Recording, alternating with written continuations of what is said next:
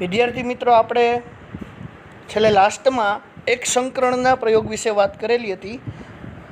હવે એનું પરિણામ કેવું મળે, પુનેટ સ્ક્વેરની અંદર કેવી રીતે એનું ગાણિતિક સ્વરૂપ રજૂ થાય, એવી તમને સામાન્ય માહિતી અહીંયા આપેલી છે. જોઈએ.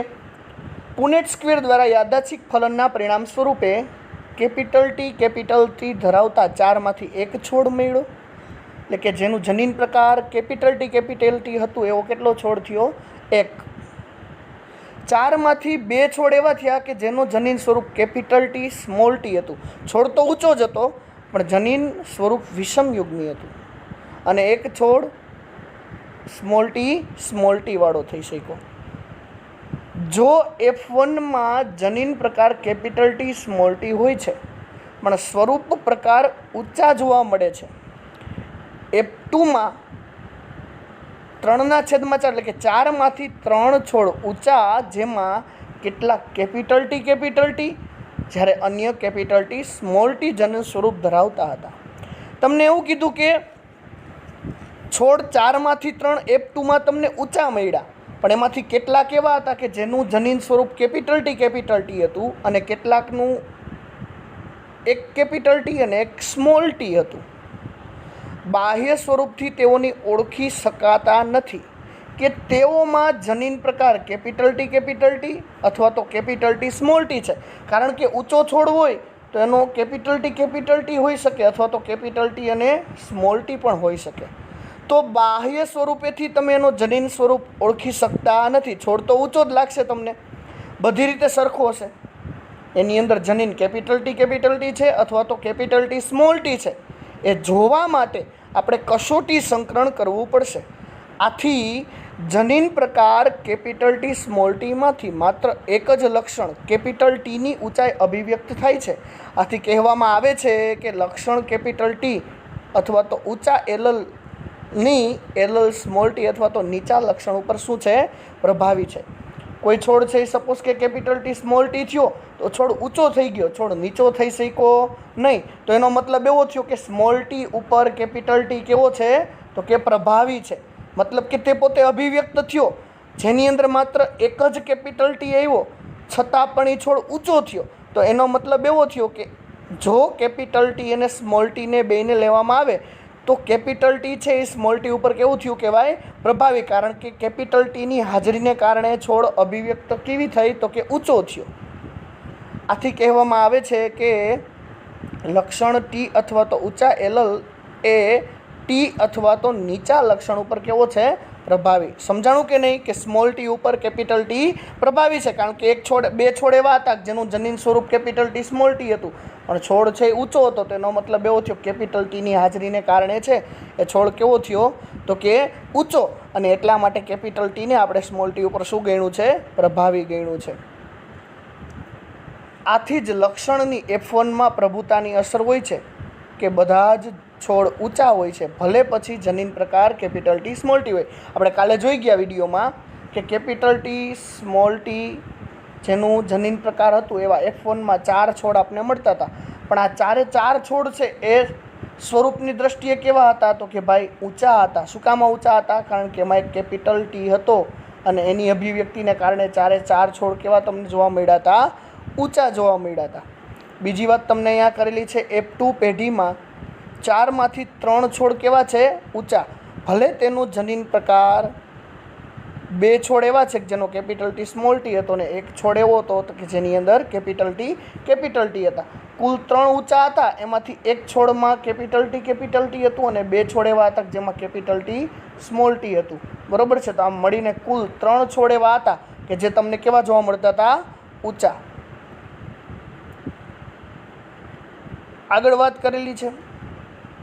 અંતમાં સ્વરૂપ પ્રકાર અનુમાન 4માંથી 3 ઊંચા, એટલે કે કેપિટલ ટી વાળો એક છોડ, 2 છોડ એવા હતા કે એક કેપિટલ ટી ને સ્મોલ ટી, અને છેલ્લો લાસ્ટ છોડ એ કેવો હતો કે જેનું જનીન પ્રકાર સ્મોલ ટી હતું, એટલે કે એ કેવો હતો? નીચો. જેથી કરીને આપણે તેનું સ્વરૂપ પ્રકાર 3:1 કહી શકીએ, જ્યારે જનીન પ્રકાર કેવું પડે? તો કે 1:2:1. સમજાણું કે નહીં? સ્વરૂપ પ્રકારની વાત કરીએ તો સ્વરૂપ પ્રકારમાં ઊંચા અને નીચા, તો 3 છોડ ઊંચા થયા, એટલે સ્વરૂપ પ્રકાર 3 અને એક છોડ નીચો થયો એટલે 3:1 કહેવું પડે. જ્યારે જનીન પ્રકારની વાત કરીએ તો કે એક છોડ કેપિટલ ટી વાળો હતો એટલે કે 1, 2 છોડ કેપિટલ ટી સ્મોલ ટી વાળા હતા એટલે 1:2, અને એક છોડ માત્ર સ્મોલ ટી વાળો હતો એટલે પાછું ફરી 1. તો જનીન પ્રકાર 1:2:1 કહી શકીએ, જ્યારે સ્વરૂપ પ્રકાર કેવો કહી શકીએ? 3:1. હવે તમને વાત કરેલી છે કેપિટલ ટી સ્મોલ ટી, અને સ્મોલ ટીને 4માંથી એક કેપિટલ ટી થયો, 2 કેપિટલ ટી સ્મોલ ટી થયા, અને એક કેવો થયો? Small T. આ પ્રમાણના ગાણિતિક દ્વિપદી સંધાન એ x + by સ્ક્વેરમાં વ્યક્ત કરી શકાય છે, જેમાં કેપિટલ ટી અને સ્મોલ ટી જનીનયુક્ત જનીનો સમાન આવૃત્તિ 1/2 રહે છે. આ પદને નીચે પ્રમાણે વિસ્તૃત કરી શકાય છે. જોઈએ તમને અહીંયા દ્વિપદી સંધાન મુજબ પદ આપેલું છે, તો એમાં તમને એવું કીધું છે કે 1/2 ટી પ્લસ 1/2 સ્મોલ ટીનો સ્ક્વેર આપ્યો એટલે આપણે એને 2 વાર લખ્યું, એનો ગુણોત્તર લેશો એટલે તમને 1 છોડ કેપિટલ ટી, 2 છોડ કેપિટલ ટી સ્મોલ ટી અને 1 છોડ સ્મોલ ટી મળે છે. મેન્ડલે F2 છોડને સ્વફલન કરાવ્યા અને જોયું કે F3 અને F4 પેઢીમાં F2ના નીચા છોડ માત્ર નીચા જ ઉત્પન્ન થાય છે. તેણે એ તારણ મેળવ્યું કે નીચેનો જનીન પ્રકાર સમયુગ્મી સ્મોલ ટી હતો. તમે શું વિચારો છો? જો તેણે બધા F2ના ઊંચા છોડને સ્વપરાગિત કર્યા હોત તો તેને શું જોવા મળ્યું હશે?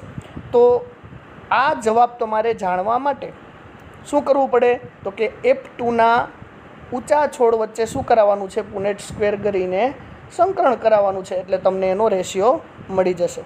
ઉપરના ફકરા પરથી સ્પષ્ટ થાય છે કે ગાણિતીય સંભાવનાના પ્રયોગ દ્વારા જનીન પ્રકાર પ્રમાણની ગણતરી કરી શકાય છે, પરંતુ માત્ર પ્રભાવી લક્ષણના સ્વરૂપ પ્રકારને જોઈને જનીન પ્રકારની સંરચનાનું જ્ઞાન સંભવ થઈ શકતું નથી. હા, તમે સ્વરૂપ જોઈને ઓળખી શકો ઉપરનું કે આ છોડ ઊંચો થયો અથવા તો આ છોડ નીચો થયો, પરંતુ એનું જનીન પ્રકાર કેવું છે તમને ખબર નહીં પડે.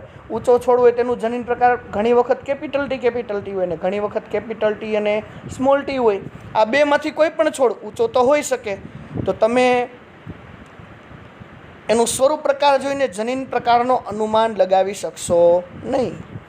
એટલા માટે એવું કીધું છે કે ઉદાહરણ તરીકે F1 અથવા તો F2ના ઊંચા છોડનો જનીન પ્રકાર કેપિટલ ટી અથવા તો કેપિટલ ટી સ્મોલ ટી છે એવું અનુમાન થઈ શકતું નથી. એટલા માટે F2ના ઊંચા છોડના જનીન પ્રકારના નિર્ધારણ માટે મેન્ડલે F2ના ઊંચા છોડને નીચા છોડ સાથે શું કરાવ્યું?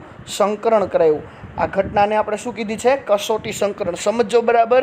એવું કીધું છે એને કે મેન્ડલે એનો જનીન પ્રકાર જ્ઞાત કરવા માટે શું કર્યું? તો કે F2ના ઊંચા છોડના જનીન પ્રકારના નિર્ધારણ માટે F2ના ઊંચા છોડને નીચા છોડ સાથે શું કરાવ્યું? સંકરણ. આ ઘટનાને કીધી કસોટી સંકરણ. લાક્ષણિક કસોટી સંકરણમાં પ્રભાવી સ્વરૂપ પ્રકાર ધરાવતા સજીવ, અહીં વટાણાના છોડના પ્રભાવી સ્વરૂપ પ્રકાર દર્શાવેલ છે અને જેનો જનીન પ્રકાર નક્કી કરવાનો છે તેને પ્રચ્છન્ન છોડ સાથે સ્વફલન કરવામાં આવ્યું. પ્રચ્છન્ન છોડ સાથે છે એ આપણે જે છોડ મળેલા છે એનું સ્વફલન કરાવશી, એના દ્વારા કસોટી સંકરણમાં તમને ખ્યાલ આખો આવી જશે. સજીવોના જનીન પ્રકાર નક્કી કરવા માટે આવા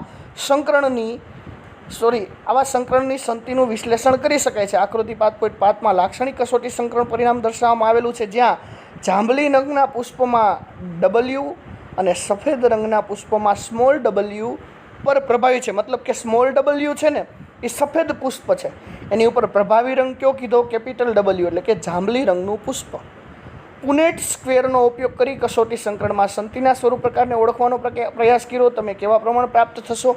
હવે આપણે જોવાનું છે કે એક સંકરણના પ્રયોગમાં પોતાના નિરીક્ષણોના આધારે મેન્ડલે તેના વારસાગમનને આધારે અને તેની સમજણતાના આધારે 2 સામાન્ય નિયમો રજૂ કર્યા.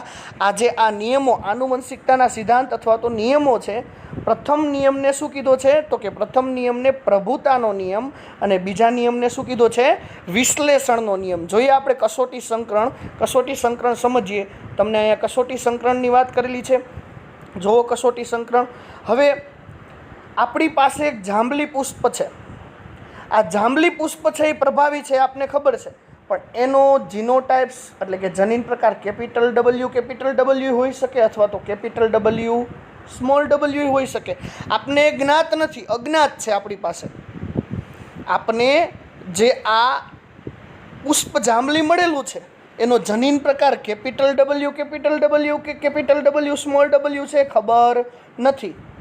તો એનો જનીન પ્રકાર કેવો છે એ જાણવા માટે આપણે શું કરવું પડે તો કે પ્રચ્છન્ન સ્મોલ ડબલ્યુ વાળા છોડ સાથેનું સંકરણ કરાવવાનું. તો કે પહેલાં હું પહેલાં હું જાંબલી પુષ્પ લીધું અને એનું મેં જાંબલી પુષ્પનું પ્રચ્છન્ન છોડ સાથે એટલે કે પ્રચ્છન્ન સફેદ પુષ્પવાળા છોડ સાથે સંકરણ કરાવ્યું અને એનું જનીન છે એનાથી 4 પુષ્પ આપને જાંબલી મળ્યા. તો એનો મતલબ એવો થયો કે બધાની અંદર એક કેપિટલ ડબલ્યુ ગયેલો છે. જુઓ તમે, બધે એક કેપિટલ ડબલ્યુ છે. એનો મતલબ એવો થયો કે જે અહીંયા આપણે અજ્ઞાત છોડ લીધો હતો એ અજ્ઞાત છોડ પૂર્ણ રૂપે કેવો હશે તો કે કેપિટલ ડબલ્યુ વાળો. તો જ અહીંયા બધામાં એક કેપિટલ ડબલ્યુ આવી શકે અને 4 પુષ્પ કેવા થાય? જાંબલી. સપોઝ કે આપને આ જ્ઞાત નથી કે કેપિટલ ડબલ્યુ છે. એ સમજવા માટે આપણે જો એનું સંકરણ પ્રચ્છન્ન છોડ સાથે કરાવ્યું અને એમાંથી 2 પુષ્પ જાંબલી થાય અને 2 પુષ્પ સફેદ થાય તો એનો મતલબ એવો થયો કે જે અજ્ઞાત જનીન પ્રકાર હતો એ કેપિટલ ડબલ્યુ સ્મોલ ડબલ્યુ હશે. કારણ કે સ્મોલ ડબલ્યુ હોવાને કારણે જ 2 પુષ્પ કેવા થયા તો કે 2 પુષ્પ પ્રચ્છન્ન એટલે કે સફેદ રંગના થઈ શક્યા. તો આવી રીતે કસોટી સંકરણ કરી અને આપણે તારણ કાઢી શકીએ છીએ કે અજ્ઞાત પુષ્પ છે એ સમયુગ્મી છે કે વિષમયુગ્મી છે. જો સમયુગ્મી હોત તો 4 પુષ્પ જાંબલી રંગના થયા અને વિષમયુગ્મી હોત એનો જનીન પ્રકાર તો 2 પુષ્પ જાંબલી અને 2 પુષ્પ કેવા થઈ શક્યા? સફેદ. તમે આવી રીતે કસોટી સંકરણ ન કરવું હોય તો તમે આવી રીતે પણ કસોટી સંકરણ કરી શકો. સપોઝ કે પુનેટ સ્ક્વેરનો ઉપયોગ ન કરવો હોય અને સીધી રીતે તમારે કસોટી સંકરણ કરવું હોય તો પણ તમે કરી શકો. કેપિટલ ડબલ્યુ વાળું હોય આ અજ્ઞાત છે, આપને ખબર નથી. સ્મોલ ડબલ્યુ વાળા સાથે સંકરણ કરાવ્યું. પહેલું કેપિટલ ડબલ્યુ સ્મોલ ડબલ્યુ, પહેલું બીજું કેપિટલ ડબલ્યુ સ્મોલ ડબલ્યુ, બીજું પહેલું કેપિટલ ડબલ્યુ સ્મોલ ડબલ્યુ અને બીજું કેપિટલ ડબલ્યુ સ્મોલ ડબલ્યુ. તો 4 છોડમાં એક કેપિટલ ડબલ્યુ છે. મતલબ કે 4 જે પુષ્પ મળ્યા એ 4 જાંબલી મળ્યા. તો આનો જીનોટાઇપ્સ કેવો હતો તો કે સમયુગ્મી જાંબલી. જ્યારે સેકન્ડ સંકરણમાં આપણે આવી રીતે લીધું, આપને અજ્ઞાત છે, આ ખ્યાલ નથી, બરાબર છે. સ્મોલ ડબલ્યુ વાળા આપણે સાથે સંકરણ કરાવીએ તો પહેલું એટલે કે કેપિટલ ડબલ્યુ સ્મોલ ડબલ્યુ, પહેલું બીજું કેપિટલ ડબલ્યુ સ્મોલ ડબલ્યુ, બીજું પહેલું સ્મોલ ડબલ્યુ અને બીજું સ્મોલ ડબલ્યુ. તો આમાં 2 પુષ્પ કેવા થશે? જાંબલી, કારણ કે કેપિટલ ડબલ્યુ એવા. જ્યારે આ 2 સ્મોલ ડબલ્યુ વાળા એવા એટલે એનો મતલબ શું થયો? એ 2 કેવા થયા? સફેદ. તો કે 2 જાંબલી અને 2 સફેદ થયા. તો એનો મતલબ એવો થયો કે જે અજ્ઞાત હતું એ કેવું હતું? કેપિટલ ડબલ્યુ અને સ્મોલ ડબલ્યુ વાળું. તો ક્લિયર બધાને? હવે વાત કરેલી છે પ્રભુતાનો નિયમ. લક્ષણોનું નિર્ધારણ કારકો નામના સ્વતંત્ર વિભક્ત એકમો દ્વારા થાય છે. અહીંયા તમને એવું કીધું છે કે લક્ષણોનું નિર્ધારણ કોના દ્વારા થાય છે તો કે લક્ષણોનું નિર્ધારણ કારકો નામના સ્વતંત્ર વિભક્ત એકમો દ્વારા. કારકો હંમેશા કેવા હશે? આપણે જોઈ ગયા હમણાં જોડમાં.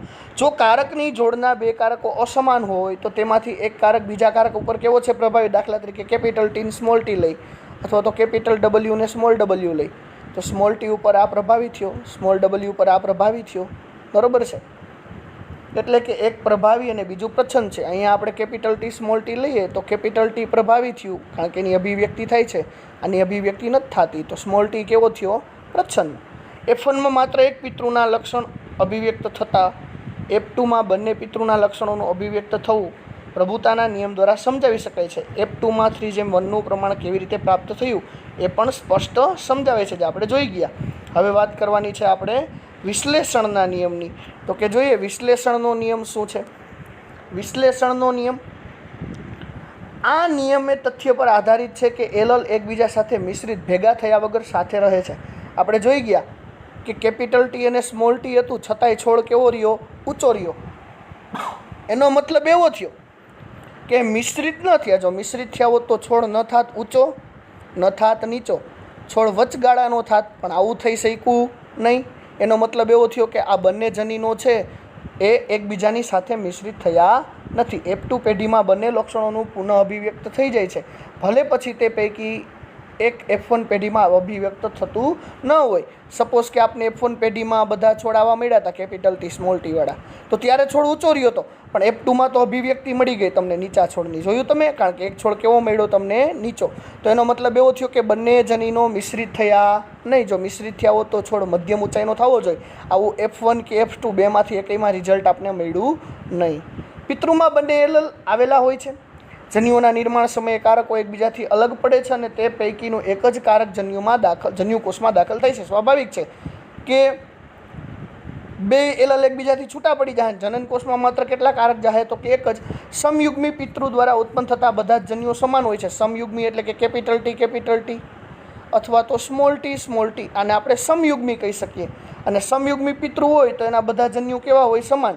જ્યારે વિષમયુગ્મી પિતૃ દ્વારા બે પ્રકારના જન્યુ ઉત્પન્ન થાય. સપોઝ કે કેપિટલ ટી સ્મોલ ટી લઈએ તો વિષમયુગ્મી છે, એટલે બે પ્રકારના જન્યુ છે, એક કેપિટલ ટી વાળો અને એક સ્મોલ ટી વાળો, જેમાં પ્રત્યેકમાં એક એક એલલ સરખા પ્રમાણમાં હોય છે. કે વિષમયુગ્મી હતો તો એમાં એક કેપિટલ ટી હતો ને એક કેવો હતો? Small T. તો કે એક એક એલલ કેવું હતું? સરખા પ્રમાણમાં. બરોબર છે. હવે અપૂર્ણ પ્રભુતાનો નિયમ શું છે, જેના વિશેની આપણે નેક્સ્ટ લેક્ચરમાં વાત કરીશું. આજે આટલું આપણે રાખીએ.